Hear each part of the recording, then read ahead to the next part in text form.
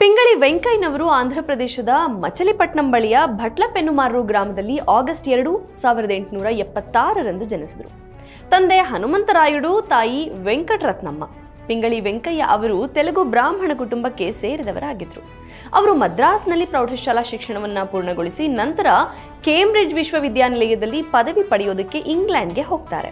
ಶಿಕ್ಷಣದ ನಂತರ ಅವರು ಬ್ರಿಟಿಷ್ ಸೈನ್ಯದ ಸೈನಿಕರಾಗಿ ಸೇವೆ ಕೂಡ ಸಲ್ಲಿಸುತ್ತಾರೆ. ಇದೇ ಅವಧಿಯಲ್ಲಿ ಅವರು ಮೊದಲ ಬಾರಿಗೆ ಮಹಾತ್ಮ ಗಾಂಧಿಯವರನ್ನ ಭೇಟಿಯಾದರು ಮತ್ತೆ ಅವರೊಂದಿಗೆ 50 ವರ್ಷಗಳಿಗೂ ಹೆಚ್ಚು ಕಾಲ ಬಾಂಧವ್ಯವನ್ನ ಬೆಳೆಸಿಕೊಂಡ್ರು.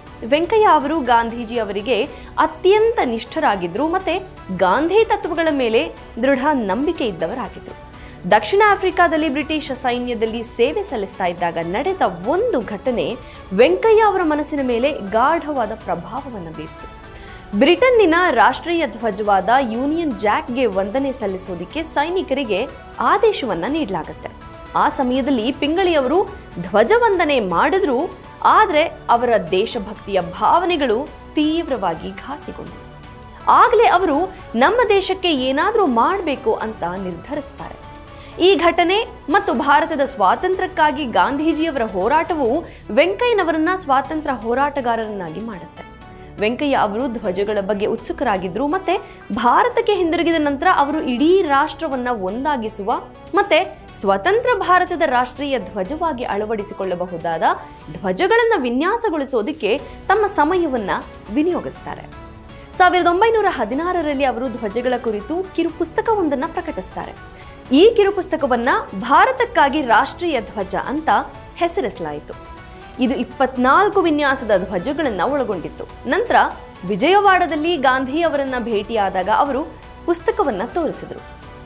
ಗಾಂಧೀಜಿಯವರು ವಿನ್ಯಾಸವನ್ನ ನೋಡಿ ಸಂತೋಷಪಟ್ಟರು ಮತ್ತೆ ರಾಷ್ಟ್ರಧ್ವಜದ ಅಗತ್ಯವನ್ನ ಒಪ್ಪಿಕೊಂಡರು ಕೂಡ. ಆದ್ರಿಂದ ಅವರು 1921ರಲ್ಲಿ ನಡೆದ ರಾಷ್ಟ್ರೀಯ ಕಾಂಗ್ರೆಸ್ ಸಭೆಯಲ್ಲಿ ಹೊಸದನ್ನ ವಿನ್ಯಾಸಗೊಳಿಸಲು ವೆಂಕಯ್ಯ ಅವರನ್ನ ಕೇಳಿದರು. ಆರಂಭದಲ್ಲಿ ಪಿಂಗಳಿ ವೆಂಕಯ್ಯ ವಿನ್ಯಾಸ ಮಾಡಿದ ಧ್ವಜವು ಕೇಸರಿ ಮತ್ತು ಹಸಿರು ಬಣ್ಣಗಳನ್ನು ಮಾತ್ರ ಒಳಗೊಂಡಿತ್ತು. ಅದಾದ್ಮೇಲೆ ಅದನ್ನ ಮರುವಿನ್ಯಾಸಗೊಳಿಸಲಾಯಿತು ಮತ್ತೆ 3ನೇ ಬಣ್ಣ ಬಿಳಿ ನೀಲಿ ಚಕ್ರ ಜೊತೆಗೆ ಮಧ್ಯದಲ್ಲಿ ಪರಿಚಯಿಸಲಾಯಿತು. 1931ರಲ್ಲಿ ಭಾರತೀಯ ರಾಷ್ಟ್ರೀಯ ಕಾಂಗ್ರೆಸ್ ಈ ಧ್ವಜ ನಿರ್ಮಾಣದ ಪ್ರಸ್ತಾವನೆಯನ್ನ ಅಂಗೀಕರಿಸಿತು. ನಂತರ 1947 ಜುಲೈ 22ರಂದು ಭಾರತದ ಸಂವಿಧಾನ ರಚನಾ ಸಮಿತಿಯು ಕೂಡ ಅಧಿಕೃತವಾಗಿ ಪಿಂಗಳಿ ವೆಂಕಯ್ಯನವರು ವಿನ್ಯಾಸಗೊಳಿಸಿದ್ದ ತ್ರಿವರ್ಣ ಧ್ವಜವನ್ನ ರಾಷ್ಟ್ರಧ್ವಜ ಅಂತ ಅಂಗೀಕರಿಸಿತು. ಹೀಗಾಗಿ ಜುಲೈ 22ನ ರಾಷ್ಟ್ರೀಯ ಧ್ವಜ ಸ್ವೀಕಾರ ದಿನ ಅಂತ ಆಚರಿಸಲಾಗುತ್ತೆ. ಇನ್ನು ರಾಷ್ಟ್ರಕ್ಕೆ ಪಿಂಗಳಿ ವೆಂಕಯ್ಯನವರ ಕೊಡುಗೆಯನ್ನ ಸ್ಮರಿಸೋದಕ್ಕೆ 2009ರಲ್ಲಿ ಅವರ ಚಿತ್ರದೊಂದಿಗೆ ಅವರ ಹೆಸರಿನಲ್ಲಿ ಅಂಚೆ ಚೀಟಿಯನ್ನ ಕೂಡ ಬಿಡುಗಡೆ ಮಾಡಲಾಯಿತು.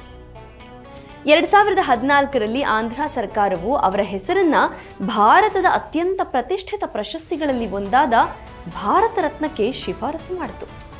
2015ರಲ್ಲಿ all India radio Vijayawada Pingali Venkayya ಅವರ ಗೌರವಾರ್ಥ ಆಕಾಶವಾಣಿ ಕೇಂದ್ರದ ಆವರಣದಲ್ಲಿ ಪಿ ವೆಂಕಯ್ಯ ಅವರ ಪ್ರತಿಮೆಯನ್ನ ಅನಾವರಣಗೊಳಿಸಿತು. 1963ರ ಜುಲೈ 4ರಂದು ಇವರು ಇಹಲೋಕವನ್ನು ತ್ಯಜಿಸಿದರು. ನಾವಿಂದು ಹೆಮ್ಮೆಯಿಂದ ಗೌರವಿಸುವ, ಸಲ್ಯೂಟ್ ಮಾಡುವ ಭಾರತ ದೇಶದ ಹೆಗ್ಗುರುತಾಗಿರುವ ತ್ರಿವರ್ಣ ಧ್ವಜದ ಪರಿಕಲ್ಪಕರು, ವಿನ್ಯಾಸಗಾರರು ಶ್ರೀ ಪಿಂಗಳಿ ವೆಂಕಯ್ಯ ಅವರ ನೆನಪು ಎಂದಿಗೂ ಅಜರಾಮರ.